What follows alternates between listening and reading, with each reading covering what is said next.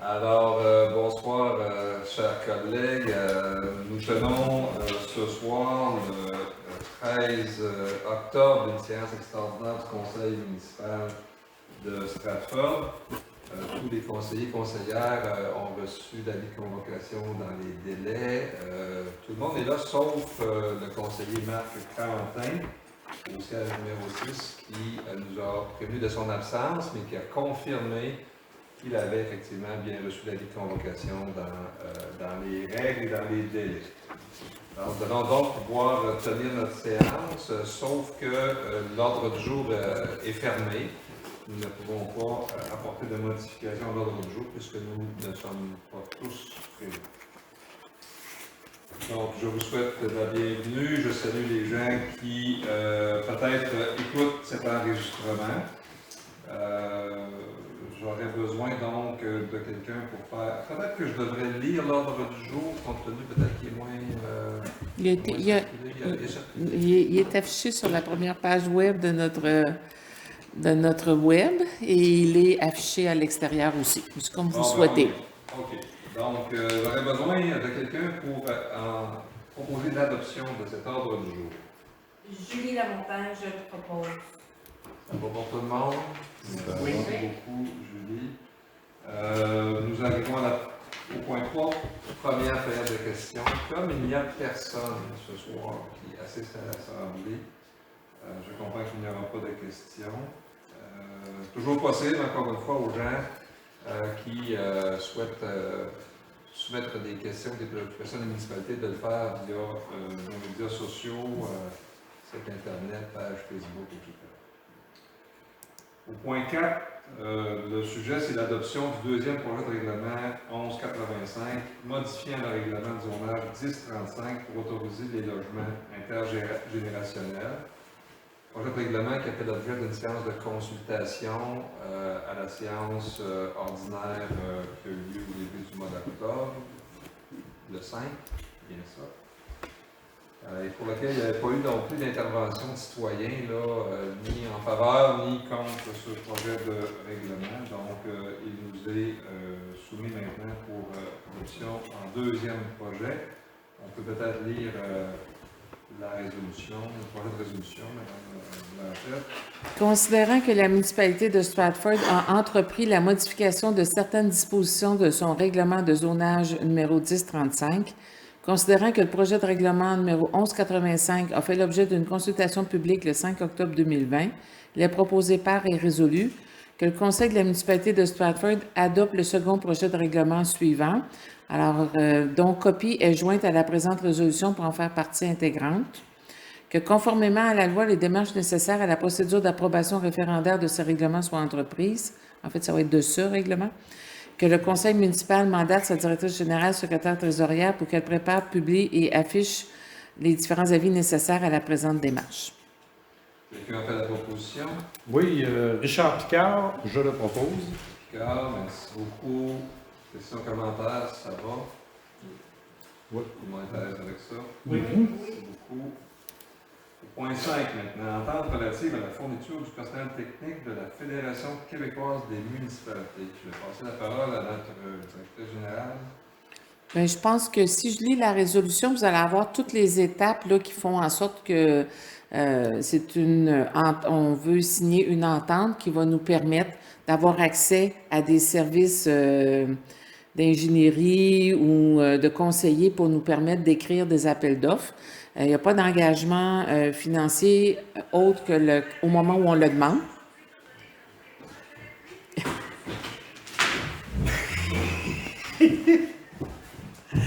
Alors, il n'y a pas d'engagement. Cet incident technique, là, faudrait nous montrer à notre collègue où se trouve le bouton mute. C'est ça.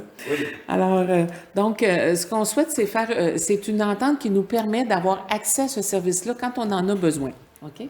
Alors, je vais vous la lire parce que je pense que ça fait le tour des éléments de l'entente possible. Excellent.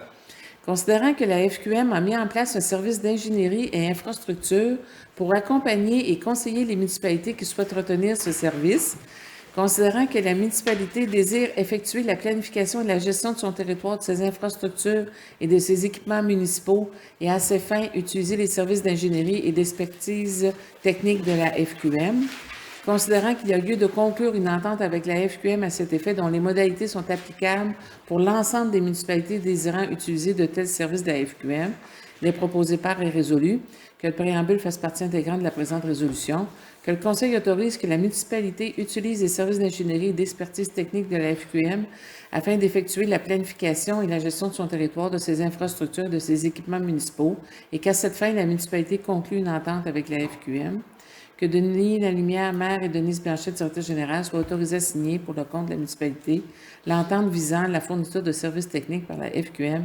applicable pour l'ensemble des municipalités, que la directrice générale soit autorisée à effectuer toute formalité découlant de cette entente. Est-ce que j'ai quelqu'un pour le proposer? Gaétan Côté, j'en fais la proposition. Merci, M. Côté. Questions, commentaires? Non, c'est très bien. Je comprends que le premier dossier dans lequel on pourrait faire jouer cette entente-là, c'est l'appel d'offres pour Les bandes de les patinoire. bandes de patinoire. Donc, ils vont pouvoir nous accompagner sur le plan technique là, par rapport à ça. Tout à fait. C'est important que ce soit fait dans les règles. Ça va pour tout le monde? Oui. Ça nous amène au point 6, qui s'intitule « Article du projet de loi 67 visant à retirer un des pouvoirs de zonage des municipalités ». C'est un projet de résolution qui nous est soumis par, encore une fois, la FQM. Donc, comme on vient de le voir, la Fédération québécoise des municipalités offre des services à ses membres, mais elle a aussi un mandat, bien sûr, et peut-être le mandat plus traditionnel, c'est un mandat de représentation des intérêts des municipalités, notamment auprès du gouvernement. Et là, il y a un projet de loi qui fait réagir beaucoup le milieu municipal et on sollicite l'appui de toutes les municipalités pour exprimer clairement notre opposition à cet article-là qui est inclus à l'intérieur du projet de loi 67. Donc, je vais laisser Mme Blanchette lire le projet de résolution. On pourra en discuter au besoin. Considérant l'opposition du milieu municipal concernant les intentions du gouvernement du Québec inscrites dans le projet de loi 49 déposé à l'automne 2019 de modifier le pouvoir de réglementation des municipalités en matière de zonage en ce qui a trait aux établissements d'hébergement touristique exploités dans les résidences principales, en parenthèse, location de type Airbnb. Considérant que cette modification législative aura comme effet de retirer aux municipalités le pouvoir d'interdire les locations de type Airbnb pour les résidences principales sur leur territoire, un pouvoir essentiel, notamment pour gérer les problèmes de nuisance découlant de ce type de location dans nos communautés. Considérant que la ministre des Affaires municipales et de l'Habitation, Mme André Laforêt, a inclus ces dispositions litigieuses dans le projet de loi 67, loi instaurant un nouveau régime d'aménagement dans les zones inondables des lacs et des cours d'eau, octroyant temporairement aux municipalités des pouvoirs visant à répondre à certains besoins et modifiant diverses dispositions, déposée à l'Assemblée nationale le 30 septembre 2020, considérant que le pouvoir d'adopter des règlements de zonage déterminant et encadrant les usages est un pouvoir fondamental confié aux municipalités lié à leur responsabilité de gérer l'aménagement de leur territoire, inscrite dans la loi sur l'aménagement et l'urbanisme, considérant l'importance pour les municipalités de pouvoir interdire les établissements d'hébergement touristique exploités dans des résidences principales, location de type Airbnb, dans les zones où cet usage pourrait être incompatible avec le milieu, considérant qu'il est inacceptable que le gouvernement du Québec envisage de retirer un pouvoir de zonage aux municipalités alors que l'Assemblée nationale a reconnu à plusieurs reprises leur responsabilité de maintenir un milieu de vie de qualité, sécuritaire et sain, que cette intention du gouvernement va à l'encontre de la reconnaissance des gouvernements de proximité par l'Assemblée nationale en 2016, que cette intention du gouvernement retire également aux citoyens la possibilité de se prononcer sur la réglementation de leur milieu de vie, comme le prévoient les procédures lors d'un processus de modification de zonage dans une municipalité, considérant l'absence de motifs clairs du gouvernement du Québec pour retirer ce pouvoir de zonage aux municipalités avec projet de loi, il est proposé par et résolu, que le Conseil municipal indique au gouvernement du Québec ainsi qu'aux membres de l'Assemblée nationale son opposition à l'article 81 du projet de loi 67, loi instaurant un nouveau régime d'aménagement dans les zones inondables des lacs et des cours d'eau, octroyant temporairement aux municipalités des pouvoirs visant à répondre à certains besoins et modifiant diverses dispositions, étant donné qu'il retire un pouvoir essentiel aux municipalités, que le conseil municipal indique au gouvernement que cet article du projet de loi 67 est un affront au gouvernement de proximité, que le conseil municipal demande au gouvernement du Québec de retirer l'article 81 du projet de loi 67 pour le laisser dans le projet de loi 49 pour laisser place à la discussion afin de trouver une solution raisonnable permettant aux municipalités de conserver leur pouvoir de zonage et d'assumer leur responsabilité de maintenir un milieu de vie de qualité, sécuritaire et sain et de conserver le droit des citoyens de se prononcer sur la réglementation de leur milieu de vie. Que copie de cette résolution soit envoyée au premier ministre du Québec, M. François Legault, à la ministre des Affaires municipales et de l'Habitation, Mme André Laforêt, à la ministre du Tourisme, Mme Caroline Proulx, à la chef de l'opposition officielle, Mme Dominique Anglade, à la chef de la deuxième opposition, Mme Manon Massé, au chef de la troisième opposition, M. Pascal Bérubé, aux députés de notre circonscription et aux membres de la commission parlementaire sur l'aménagement du territoire de l'Assemblée nationale. Que cette copie de cette résolution soit également envoyée à la Fédération québécoise des municipalités. Est-ce que d'abord j'ai quelqu'un qui en fait la proposition? Oui, j'en fais la proposition, André Terrien. Merci André. Est-ce qu'il y a des discussions? Je pense que le texte est assez clair. Ouais. On comprend mal là, pourquoi le gouvernement vise à réduire un pouvoir qui appartient aux municipalités de plein droit actuellement. Il y a un enjeu de principe, mais il y a aussi un enjeu pratique. Quand on regarde les discussions qu'on a actuellement sur la question de l'hébergement touristique, mais là, on viendrait nous dire que si c'est une résidence principale, on n'a rien à dire. La municipalité n'a rien à dire si c'est une résidence principale. Alors que, voilà, on nous disait dans une correspondance cet après-midi qu'il y a déjà une centaine de municipalités qui ont déjà donné leur appui à la FQM dans ces démarches. Et je comprends que nous en ferons partie. C'est bien ça? Ça va pour tout le monde? Oui. Oui. Excellent. Merci beaucoup. On a fait le choix d'inscrire 2 comptes à payer. C'est rare qu'on fait ça dans une séance extraordinaire parce que normalement, les comptes à payer, on fait ça vraiment dans une séance ordinaire. Et il y a 2 comptes là, pour lesquels il y avait peut-être un petit peu plus d'urgence à procéder. On va laisser notre DG nous les identifier, là, mais c'est juste pour dire que c'est un peu une exception qu'on fait ce soir-là. Tout à fait. On est bien conscient. Alors, le premier compte à payer, c'est un compte à la boîte d'urbanisme, la boîte qui nous a accompagnés pour écrire les règlements 1181 et 1182. Alors, on avait une entente d'heures de travail et comme on est avancé dans ce dossier-là, alors la facture arrive à la fin du mois. Donc, c'est un montant de 1 425,69. Ça, c'est notre première facture.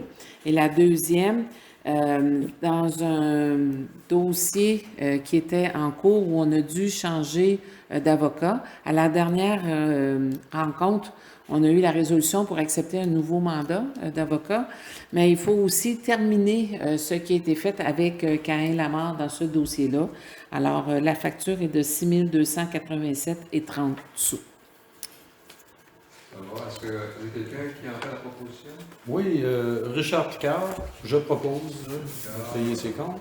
Merci beaucoup. Donc, on comprend bien, là, s'il y avait des citoyens dans la salle, je pense que j'insisterais sur le fait qu'il n'y avait rien de caché là-dedans. Là, on en a parlé déjà, clairement, ouvertement, que nous avions fait affaire avec une firme d'urbanisme pour préparer les projets de règlement 1181 et 1182. Ça a été mentionné maintenant. Il faut payer les honoraires de ces gens-là. Je pense que c'est des honoraires tout à fait raisonnables dans le contexte. Les honoraires d'avocat, c'est un peu plus élevé, évidemment, parce que c'est beaucoup de travail quand on est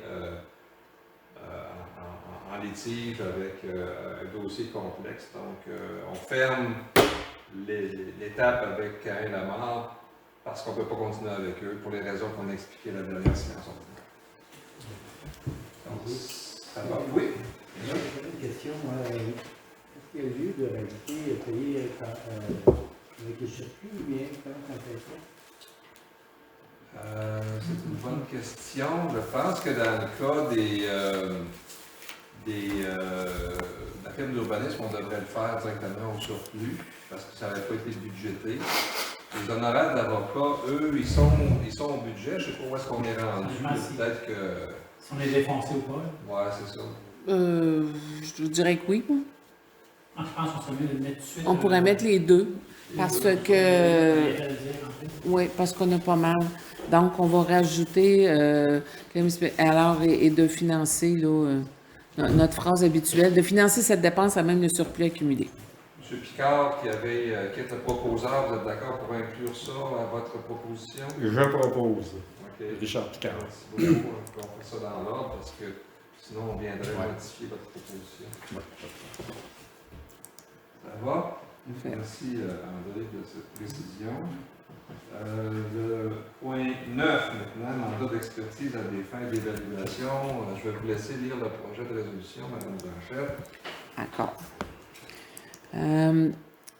Considérant l'intérêt pour la municipalité d'obtenir une opinion d'experts relativement à la valeur de certains terrains, considérant l'offre de services déposée par Dufresne Savary et Associés, évaluateurs agréés et conseillers en biens immobiliers, il est proposé par et résolu de mandater la firme Dufresne Savary et Associés afin de procéder à l'évaluation de terrains situés dans la municipalité de Stratford pour un montant de 1 600 $ plus taxes et de financer cette dépense à même le surplus accumulé.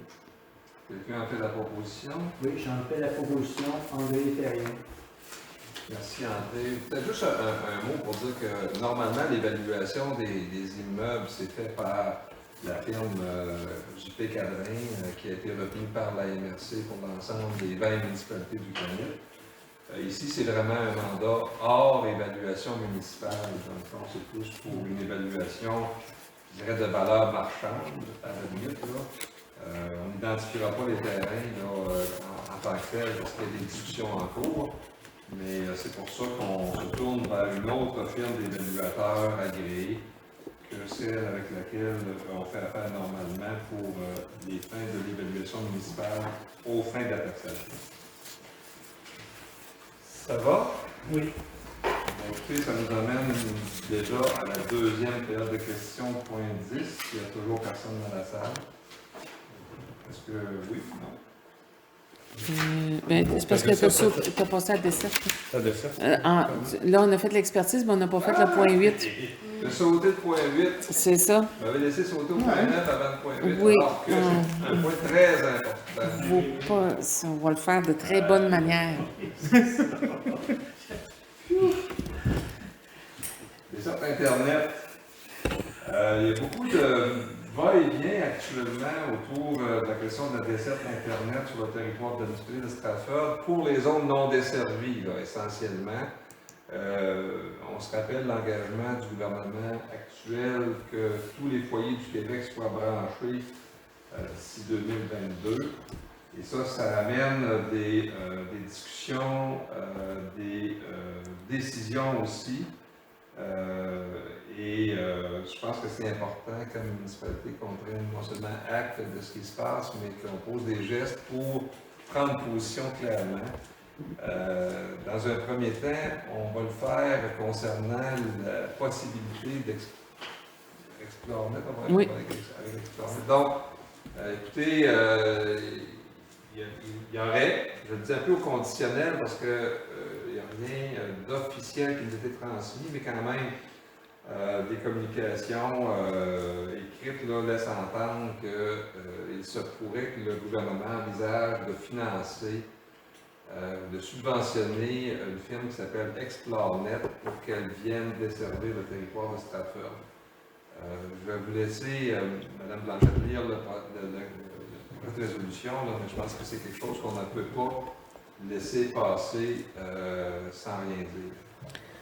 Attendu que le gouvernement du Québec a procédé à un appel de projet dans le cadre du programme Région branchée à l'automne 2019 dans le but de desservir des secteurs non ou mal desservis des différents territoires, attendu que les MRC ont été interpellés pour appuyer les projets qui leur semblaient pertinents, attendu que 2 télécommunicateurs ont manifesté à la MRC du Granit leur intérêt de déposer une demande de subvention pour la couverture Internet haute vitesse de son territoire dans le cadre du programme Région branchée, soit Cogeco et Sogetel, attendu que le Conseil de la radiodiffusion et des télécommunications canadiennes, CRTC, a aussi procédé à un appel de projet pour la couverture Internet haute vitesse des secteurs non ou mal desservis au printemps 2020.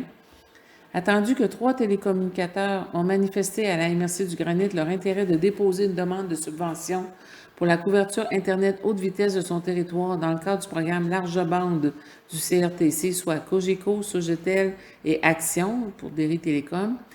Attendu que la MRC du Granit a donné son appui à ces 3 entreprises en précisant qu'elles devaient offrir le service avec la technologie filaire, compte tenu de la géographie et topologie du territoire.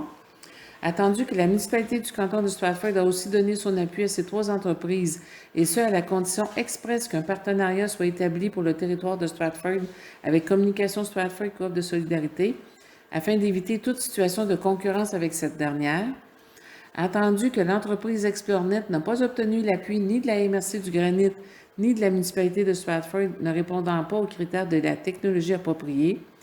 Attendu que l'entreprise ExploreNet offre un service sans fil, antenne et satellite et que, compte tenu des caractéristiques physiques du milieu, cette technologie ne permet pas d'assurer une desserte adéquate sur le territoire de Stratford.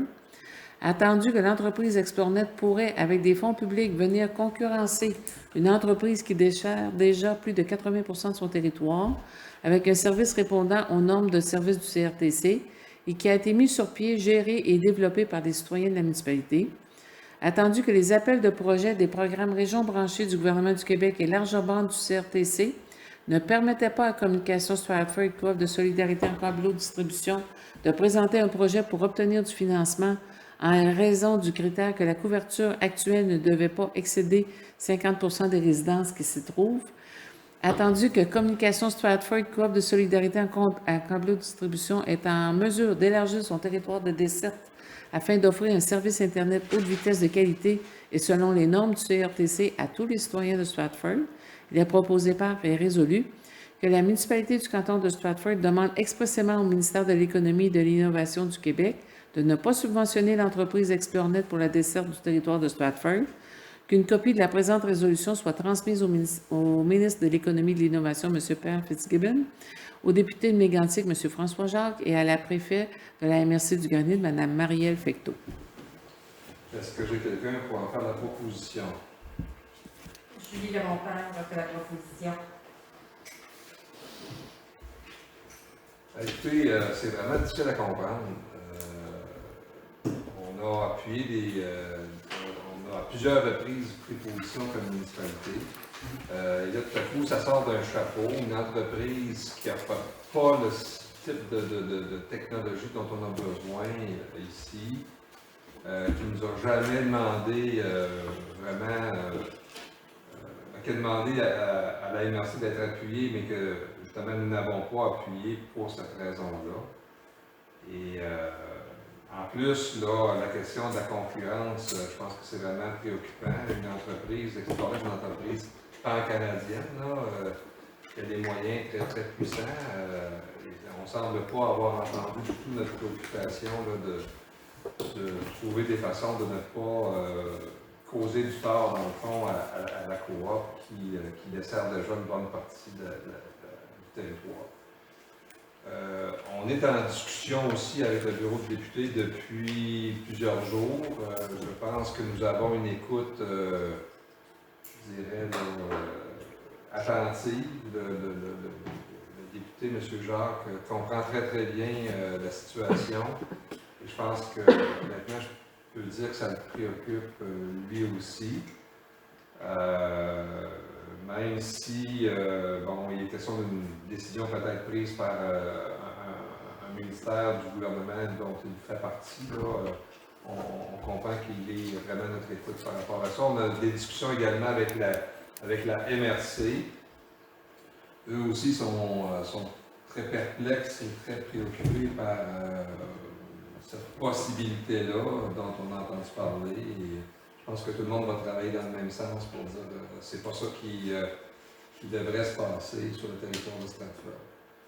Pour le moment, je pense qu'on va faire confiance à ces mécanismes-là. On verra si jamais il faut sortir publiquement. Gardons-nous cette possibilité-là, mais pour le moment, je pense qu'on va travailler avec, je dirais, la stratégie là, d'exprimer notre point de vue au ministre et et à nos interlocuteurs locaux, le M. Jacques et Mme Pecto. Mais ça va être à suivre de près. Ça va?